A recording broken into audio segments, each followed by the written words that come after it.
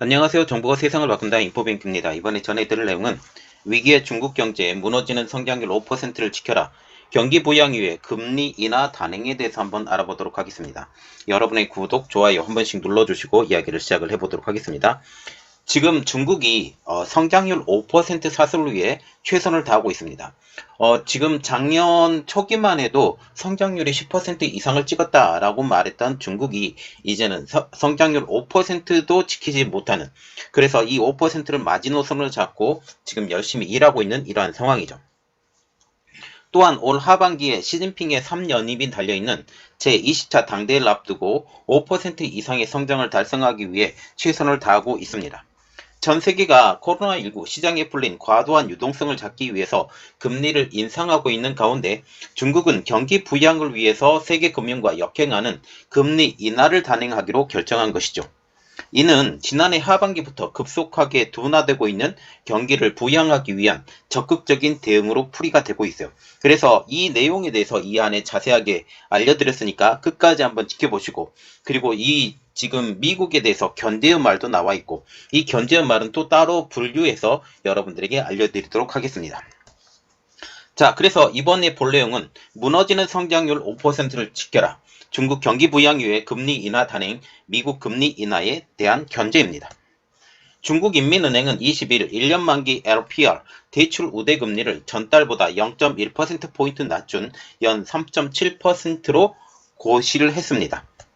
주택담보대출의 금리의 기본이 되는 5년 만기 LPR도 지난달에 비해 0.05%포인트 인하한 연 4.6%로 제시를 했죠. 특별히 우리가 눈여겨봐야 될 내용은 주택담보대출의 기준이 되는 5년 만기 LPR도 인하를 했던 것입니다. 이것에 대한 내용은 또 뒤에 가서 자세히 얘기를 해드릴게요. 인민은행은 18개 시중은행에서 LPR을 보고받은 뒤 평균치를 매달 내놓는다라고 말을 하지만 중국은 중앙통제 국가죠. 형식상으로는 은행들의 보고를 취합하는 것처럼 보이지만 실제로는 인민은행의 정책 지도를 통해서 결정되고 중앙정부에 의해서 결정이 되는 이러한 상황이 되는 것이죠. LPR은 1년 만기 LPR과 같은 경우는 중국에서 기준금리로 통용되고 있습니다. 인민은행은 코로나가 확산되던 2020년 2월과 4월 두 차례만 LPR을 내렸습니다. 자, 그래서 2020년에도 LPR을 두 번밖에 내리지 않았던, 그리고 2020년 전반, 그리고 2021년 초반까지도 두 차례밖에 LPR을 내리지 않았던 이 중국이 작년 12월, 그리고 올해 1월, 이 두 번의 연속에 걸쳐서 LPR을 내렸다는 것이죠. 그래서 2개월 연속 기준금리를 내리게 된 것입니다. 지금 2020년 4월 두 이후에 19개월 동안 1년 만기 LPR을 내리고 있지 않다가 20개월 만인 작년 12월 1년 만기 LPR을 0.05%포인트 내렸습니다. 그리고 이번 달에도 1년 만기 이 LPR을 내림으로써 2개월 연속 1년 만기 LPR을 내리게 된 것이죠. 여기에 5년 동안 동결한 5년 동안이 아니죠. 오랫동안 동결해왔던 5년 만기 LPR도 인하를 했습니다. 특히 5년 만기 LPR과 같은 경우는 주택금리의 기준이 되는 것이죠. 특별히 5년 만기 LPR을 인하를 시킴으로써 중국에서 부동산 경기를 반드시 살려보겠다라는 그러한 의지를 드러낸 것이죠. 그런데 늦었다라는 분위기도 조금 나오고 있어요. 자, 지금 보시면 그림이 하나 좋은 게 있어서 여러분들에게 올려드리는데, 두 달 연속 기준금리 LPR을 인하한 중국이라고 지금 나오고 있는데, 지금 보시면 5년 만기 LPR과 같은 경우는 작년 4월 이후에 처음으로 내린 것이고, 재작년 4월이죠. 재작년 4월 이후에 처음으로 내린 것이고, 1년 만기 LPR과 같은 경우는 작년 12월을 기점으로 해서 연속 두 번으로 지금 내리게 된 것입니다. 지금 보시면 얼어붙은 중국 내수 소비 지표라고 지금 나와 있는데, 지금 중국에서 내수 자체가 되지 않아요. 이제 수출도 잘 되지 않으려고 보이는 시점. 그리고 특별히 수출과 같은 경우는 지금 많은 나라들이 공장을 문을 닫으면서 상대적으로 이득을 봤던 그런 측면. 그리고 코로나가 바로 터지기 직전에 중국과 같은 경우는 수출에 제동이 걸릴 것이다라는 말이 나오고 있었지만 미국의 견제로 인해서 그렇지만 코로나 사태를 통해서 이게 무산이 된 상황이 되는 것이죠. 최근 발표된 중국이 작년인 2022년 경제 성장률은 8.1%. 이것만 보면 5%를 왜 지켜야 되는지 제대로 나와 있지 않아요.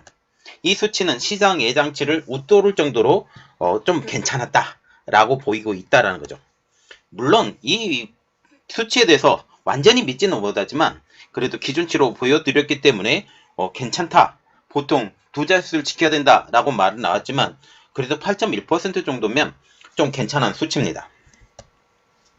그러나 분기 성장률로 보면 이 처참하죠. 지속적으로 떨어진 수치를 볼 수 있습니다. 자, 그러면 제가 표로 하나 만들어 드렸는데 2021년 분기별 중국 성장률입니다. 1분기와 같은 경우는 18.3%, 2분기 7.9%, 그리고 3분기 4.9%, 4분기 4%. 이렇게 지속적으로 지금 성장률이 떨어지는 것을 확인할 수가 있어요. 성장률이 하강 압력을 굉장히 많이 받고 있다. 그러면 작년 4분기와 같은 경우는 4.0%였으니까 올해 1분기부터 시작해서 올해 4분기까지 중국의 성장률은 이것보다 더 낮아질 것이라는 것을 우리가 쉽게 예측할 수가 있죠. 지금 보시면 심지어 3분기, 4분기에도 5% 미만을 기록했다는 사실이죠. 3분기와 같은 경우는 4.9%, 4분기에는 4.0%를 기록했기 때문입니다. 지난 2, 3, 4분기에 중국의 경제 성장률이 급격히 떨어지는 이유가 무엇이었을까요? 우리가 기본적으로 생각할 때 갑자기 떨어지는 이유는 없어요. 분명히 그 이유가 있는데 그 이유가 뭘까요? 중국의 경제 성장의 세 개 축이 있죠. 수출, 투자, 소비. 이 세 개의 축이 있는데 수출은 괜찮은데 투자와 소비가 급속하게 떨어졌기 때문에 중국의 경제 성장률이 떨어진 것이에요. 소비 부분이 굉장히 안 좋아요. 그리고 소비가 안 좋으니까 꾸준히 투자를 할 수가 없다란 측면이죠. 그러나 지금 더 큰 문제는 2021년 그나마 중국의 경제 성장을 이끌어왔던 수출조차도 부진할 것이라는 전망이 나오고 있습니다. 2022년에는요. 선진국들이 코로나19의 영향으로 공장 가동을 멈춘 상황에서 중국이 상대적으로 이득을 얻었던 그러한 측면에서 이제는 위드 코로나를 선언한 선진국들이 공장의 가동률을 높이면서 상대적으로 중국의 수출이 둔화될 것이라는 전망 때문입니다. 여기에 지금 베이징 올림픽을 기점으로 해서 이 위드 코로나 정책이 아닌 제로 코로나 정책을 하죠. 이렇게 함으로써 중국의 공장 가동률이 낮아지고 그리고 여기에 투자와 소비를 압박하는 부동산 침체까지 이 모든 것들을 하게 되면서 중국의 경기는 하방 압력이 굉장히 많이 받을 것이라는 예측이 나오고 있습니다. 그러면 중국이 이렇게 세 가지 소비도 안 되죠. 투자도 안 되죠. 수출도 안 되죠. 이러한 상황에서 중국은 어떻게 해야 될까? 그래서 중국이 생각해낸 것이 기준금리를 낮춘다라는 거예요. 기준금리를 낮추게 되면 유동성이 늘어나죠. 유동성이 늘어나게 되면 경기가 풀려요. 경기가 풀리고 그리고 위안화 가치도 하락하는 이러한 영향을 갖게 되죠. 그래서 중국이 왜 기준금리를 낮추냐? 가장 큰 이유는 시장의 유동성의 공급을 늘린다는 내용입니다. 이 내용에 대해서 한번 알아보도록 하겠습니다. 지금 중국이 시장에 금리를 내리면서 유동성을 증가시키는 가장 큰 배경, 시진핑 주석의 3연임의 지원 때문입니다. 중국은 올해 2번의 스포츠 큰 행사를 치르고 있죠. 첫 번째로 보는 것은 베이징 동계올림픽, 두 번째로 보이는 것은 항저우 하계 아시안게임입니다. 이후 올가을 시진핑 국가주석의 3연임을 결정할 20차 당대회도 열리고 있죠. 두 번의 국제 스포츠 행사의 개최를 통해서 중국의 발전 모습을 세계에 알린 뒤에 가을 20차 당대회에서 화려하게 3연임을 선언할 계획이었습니다. 그러나 코로나19로 인해서 그 계획이 완전히 틀어져 버렸죠. 2019년 처음 코로나19가 2019년 10월 이렇게 지금 얘기가 나오고 있죠. 19가 발병했을 당시 지금까지 코로나19 영향이 있을 것이라고는 꿈도 꾸지 않은 상황. 그리고 하계 그 아시안 게임과 동계 올림픽과 같은 경우는 상당히 오래전부터 준비해 오고 있는 이러한 상황. 이러한 상황까지 지금 보시면 중국의 악재는 계속되고 있다는 사실이죠. 이제는 2022년 5%의 성장률을 유지해야만이 정권을 안정적으로 유지할 수 있다는 시각이 많이 있다는 사실입니다. 중국 정부는 올 1월 1분기에 통화재정 정책을 총동원을 해서 경제 살리기에 힘을 쏟는다는 방침이죠. 그리고 1분기, 2분기 이렇게 넘어가고 하반기, 가을에 지금 제20차 당대회 여기서 시진핑의 3연임을 결정할 계획입니다. 주요 부처는 소비 진작, 제조업 투자 확대, 부동산 규제 완화. 자, 소비 진작은 소비 측면이죠. 제조업 투자 확대는 투자 부분이죠.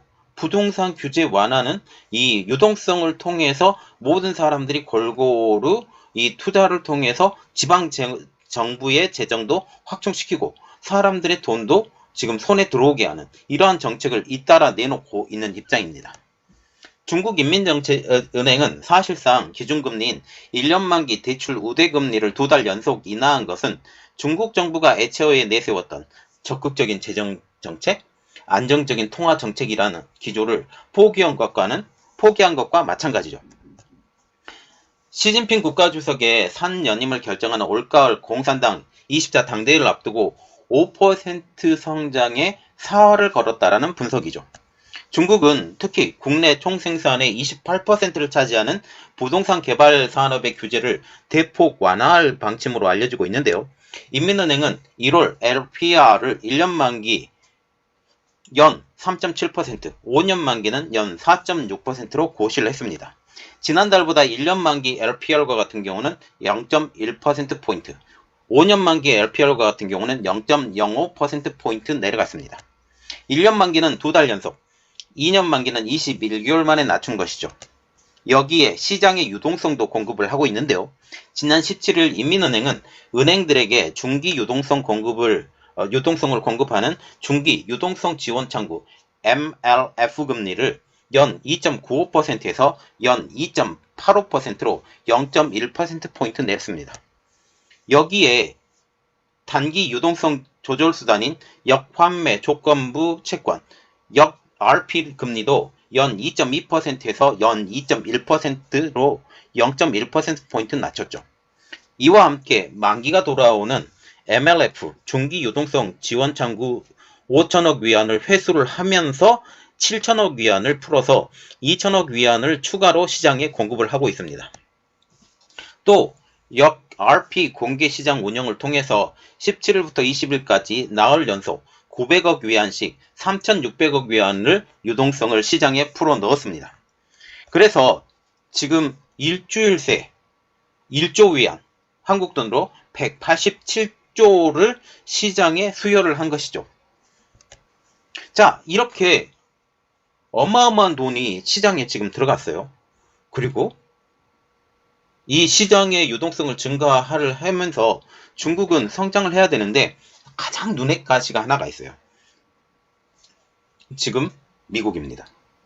그리고 중국과 같은 경우는 지준율, 지급준비율 추가 인하까지 언급을 하면서 지금 시장에서 지금 돈이 완전히 떠돌고 있게 만드는 이러한 상황까지 만들게 된다는 사실이죠. 그리고 미국이 금리를 올리면서 중국 내 달러 유출 우려까지 나오고 있습니다. 이 내용도 알아볼게요. 류거창 인민은행 부행장은 지난 19일 기자회견에서 우리는 서둘러 앞서 나가면서 시대의 보편적 기대에 부응할 것이라고 강조하면서 지난 12월에 이어서 지급준비율도 추가로 인하할 수 있다라고 언급을 했습니다. 특히 지급준비율 같은 경우는 은행이 보유하고 있는 급하게 보유하고 있는 그 금액이 있어요. 그 금액의 준비율 자체를 인하를 시키면 그만큼 시장의 유동성이 증가를 하게 되죠. 인민은행의 지난달 지준율을 0.5%포인트 내렸습니다. 지급준비율을 낮추면 은행이 돈을 준비자금으로 애치하는 애치금이 줄어들기 때문에 시장에 유동성을 불어넣을 수 있죠.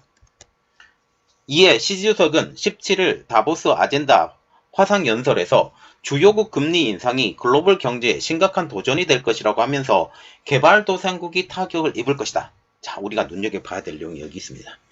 여기 개발도상국이라고 언급을 했죠. 지금 중국은 자기 스스로가 개발도상국이라고 얘기를 하면서 이 개발도상국의 타격을 입을 것은 결국 중국 자신이 타격을 입을 것이라고 얘기를 한 것이죠. 즉 개발도상국을 걱정하는 듯한 발언이라고 보이긴 하지만 실제로는 중국을 걱정하는 발언으로 볼 수 있다는 사실이죠. 그러면 이렇게 지준율도 높이고 낮추고 지금 유동성을 공급을 하고 이러한 여러 가지 일련의 정책을 하는 가장 큰 의의가 어디가 있을까요? 이는 전 세계적으로 자금 유동성 증가로 인한 인플레이션 위험성이 커져 있는 가운데 인민은행은 기준금리로 사용하고 있는 1년 만기 LPR을 2달 연속 내린 가장 큰 이유, 중국의 경제 상황이 그렇게 녹록하지 않다라는 것을 반증한다는 사실이죠. 즉 중국의 경기 하강 속도가 그만큼 빠르다라는 것으로 해석을 할 수가 있습니다. 자, 제가 제일 처음 보여드렸죠. 2021년 경기 성장률이라고 제가 표로 보여드렸는데 작년 초만 해도 10% 후반대였던 것이 자 작년 말에 4%대까지 떨어졌습니다. 굉장히 빨리 떨어지는 거예요. 또한 중국은 지방정부의 특수목적 채권 발행을 독려하면서 인프라 투자 확대에도 나서고 있습니다. 이는 빛으로 중국 경제를 성장시키겠다라는 의미인데 빛을 내서라도 중국 경제를 반드시 우리는 성장시키겠다라는 것입니다. 작년 4분기 발행된 1조 2천억 위안 규모의 자금을 조속히 현장에 투입하고 이와는 별도로 올해 쿼터 중 1조 4,600억 위안을 미리 배정을 해서 투자를 이어나가도록 했죠. 그런데 지방정부와 같은 경우는 돈이 없잖아요. 돈이 없는 것을 어디서 거의 대부분 메꿔 왔었냐면 부동산으로 메꿔 왔어요. 그러면 이 부동산으로 또 메꿔야 되겠죠. 전문가들은 인민은행이 이번에 주택담보대출의 기준이 되는 5년 만기 LPR을 인하한 것을 주목을 하고 있어요. 그래서 지방정부에 숨을 쉴 수 있게 만들어준다라는 거죠. 토미쉐 싱가포르 OCBC 은행 중국 연구원은 중국의 주요 주택담보대출 금리를 낮추면 부동산 시장에서 약해진 수요를 회복시키는데 효과가 있을 것이라고 내다보고 있습니다. 그러면 이렇게 5년 만기 LPR까지 내렸으면 부동산 시장의 활력소가 될까? 이 측면도 우리가 봐야 되잖아요. 로이터 통신은 중국 당국이 조만간 부동산 개발업체의 유동성 확보를 지원하는 정책을 내놓을 것이라고 보도를 하고 있죠. 새 정책의 핵심은 부동산 업체들이 그동안 지방정부 규제로 활용하지 못하고 있던 아파트 분양 선수금을 일정 비율 내에서 다른 프로젝트에 쓸 수 있도록 해주는 것이에요. 중국과 같은 경우는 선분양제도 우리나라와 같은 것과 똑같아요. 선분양을 받아서 그 돈을 가지고 분양을 해요. 분양을 하고 이것을 가지고 여러 군데를 투자를 하는데 이것을 막아왔다라는 거죠. 중국 부동산 개발업체들은 그동안 아파트를 짓기 전에 소비자들에게 선수금을 받고 이 돈을 가지고 공사대금으로 활용해 왔죠. 그러나 중국은 공동부유를 추천하면서 지방 정부를 압박하며 선수금을 정부의 승인 하에서 사용할 수 있도록 막아왔다는 거죠. 가장 큰 이유는 헝다그룹을 망하게 만들게 하기 위해서였습니다. 이제 헝다그룹이 중국 정부의 손에 거의 들어온 상황. 이러한 상황에서 이 문제를 해소를 시켜주겠다는 것입니다. 업계에서는 새 조치로 부동산 업체들의 부채 비율이 낮아지고 협력사 대금 지급도 쉬워질 것이라고 기대하고 있습니다. 광둥성 포산 등 일부 지방정부는 부동산 개발업체의 토지 사용권을 구매하면 유동성을 지원해주겠다라는 당근책까지 제시를 하고 있죠. 이렇게 함으로써 지금 부동산 개발업체들이 더욱더 부동산을 개발하고 이제 회색 코플스가 오지 않는 상황까지 만들어 주겠다라는 그런 측면이죠. 이러한 정책들로 인해 부동산 시장에 다시 활기가 뛰게 되면 재정의 40%를 의존하고 있는 지방 정부들의 숨통도 트여질 전망으로 보이고 있습니다.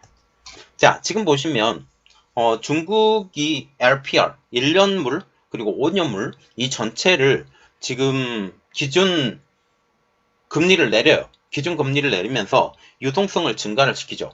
그리고 사람들이 돈을 빌릴 때도 돈을 빌리는 그 자체를 낮추게 함으로써 어떻게 돼요? 기본적으로 시장에 돈이 많이 돌고 있는 상황. 지금 중국이 수출이 올해 사상 최악으로 떨어질 가능성이 높아져 가고 있는 이러한 상황에서 이제 내수로 견뎌야 되거든요. 작년에 내수가 거의 죽었던 상황을 보면 내수로 견디게 하려면 시중에 유동성을 증가시켜야 되는 이러한 상황을 보고 특별히 지금까지 붙잡아왔던 부동산까지도 이제 다시 화랑을 띠게 하는 이러한 정책까지 하면서 중국은 어떻게 해서든지 경기 성장률을 5%를 지키려고 하고 있다. 라는 내용까지 보았습니다. 이번 내용이 여러분들에게 도움이 되셨다고 생각을 하시면 구독과 좋아요 그리고 알람 설정까지 부탁드리겠습니다. 감사합니다.